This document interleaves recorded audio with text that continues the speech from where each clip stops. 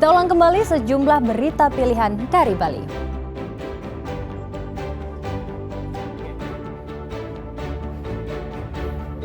Beras jenis medium saat ini langka di Kabupaten Karangasem.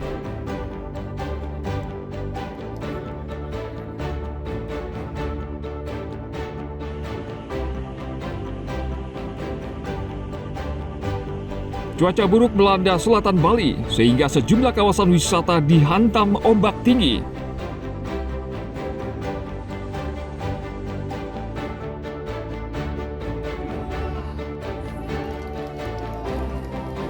Ratusan peserta mengikuti Bangli Fun Run 2025 untuk meriahkan HUT kemerdekaan.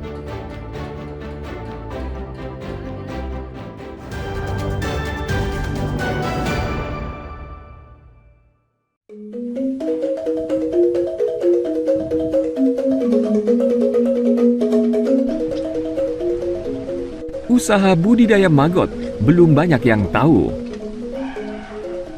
Selain mudah dijalani, permintaan maggot di pasar juga cukup tinggi, khususnya untuk pakan ikan. Peluang inilah yang dimanfaatkan Iwayan Page Artana, asal Banjar Jehem Kelot, Desa Jehem Tembuku, Kabupaten Bangli. Artana awalnya hanya iseng, namun ternyata usaha budidaya maggotnya terus berkembang. Pada awalnya Artana mengembangkan 4 gram telur maggot. Saat ini telur maggot miliknya sudah berkembang menjadi 25 gram. Bahkan pada saat masa puncak telur lalat Black Soldier Fly, maggotnya bisa mencapai 60 gram, di mana 1 gram telur Black Soldier Fly bisa menjadi 4 kg maggot. Maggot merupakan larva lalat yang awalnya berasal dari telur dan bermetamorfosis menjadi lalat dewasa. Untuk pemeliharaannya pun tidak rumit. Setelah 10 hari telur akan menetas dan menjadi larva.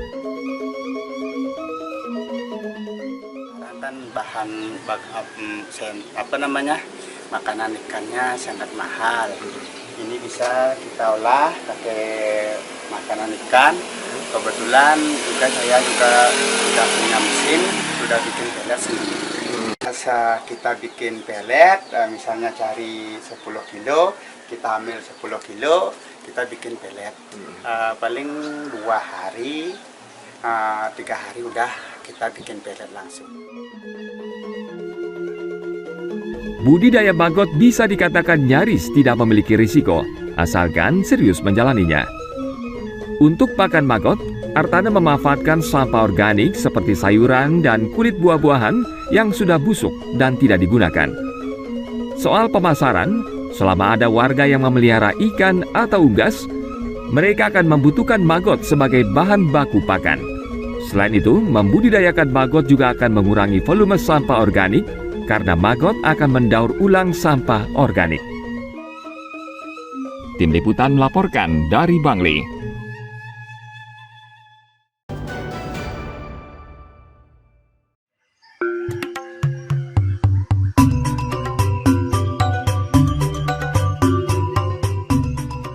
Siapa sangka, dari sekedar hobi, Iko Mang Yoga asal Banjar Kelurahan Kawan Bangli kini menjadi pengusaha tanaman hias.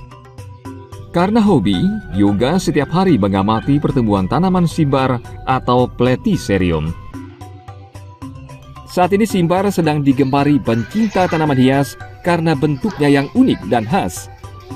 Pecinta tanaman hias di Bangli saat ini banyak membudidayakan simbar karena harganya menggiurkan.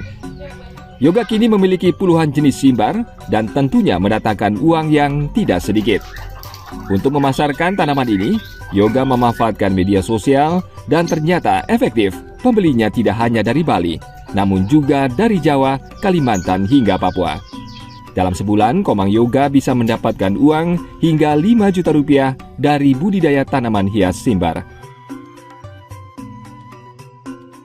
Karena pada saat kita rawat dari anakan sampai besar itu ada nilai kebanggaannya. Bahkan pada saat udah dia dewasa, ada anakannya, terus ada nilai ekonomisnya juga.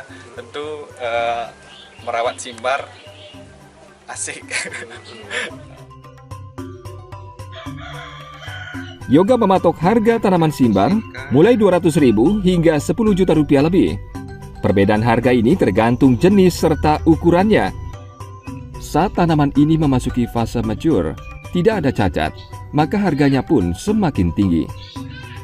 Dari nol sampai sekarang ini udah banyak ada teman yang dapat dari budidaya simbar, kemudian keuntungan dari nilai bisnisnya juga yang ambil.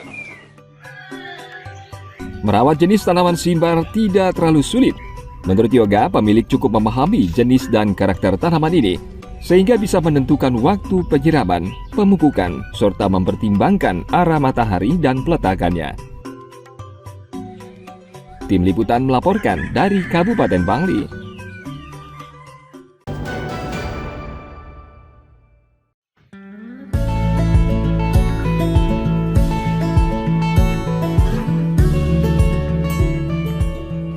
Pernah dengar madu kele-kele? Sejak lama, madu kele-kele ini kabarnya berkhasiat bagi kesehatan. Di Kelurahan Kubu Bangli, Iwayan Edi Ruspariadi bisa dikatakan berhasil membudidayakan madu kele-kele di rumahnya. Ia menggunakan kulkas rusak sebagai sarang lebah. Edi mengaku usahanya dari keisengan melihat lebah bersarang di kulkasnya. Lalu ia memelihara dan membuat koloni lebah. Kini Edi bisa menghasilkan madu kele hingga 500 ml dalam kurun waktu 5 hingga 6 bulan sekali.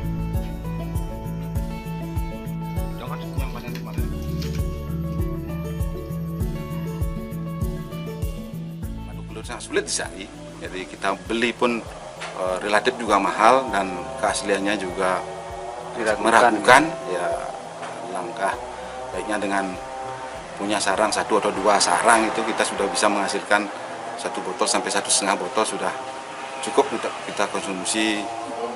Untuk istri saya sekitar 3 sampai 4 bulan. Hingga saat ini, Edi terus mengembangkan budidaya madu kele-kele. Menurutnya madu ini terbukti mujarab karena menyembuhkan penyakit istrinya, yakni mah akut. Edi mencampur madu ini dengan kunyit. Harga madu kele-kele cukup mahal. Untuk 500 ml, harganya mencapai Rp500.000 sampai Rp600.000. Maka dari itu ia menganjurkan orang budidaya madu kele-kele untuk konsumsi sendiri dan mengobati anggota keluarga. Pemeliharaan kelanceng maupun kele itu sangat mudah sekali. Cukup untuk menaruh saja. Itu sudah kita diamkan 5 sampai 6 bulan itu kita sudah menghasilkan. Itu sangat bagus sebenarnya. Madu kele-kele atau kelanceng kabarnya bisa menyembuhkan berbagai penyakit karena mengandung antioksidan yang berkhasiat menangkal radikal bebas. Tidak ada salahnya orang mulai membudidayakan madu kele-kele ini, selain tidak sulit, juga tidak membutuhkan biaya yang besar. Tim Liputan melaporkan dari Kabupaten Bangli.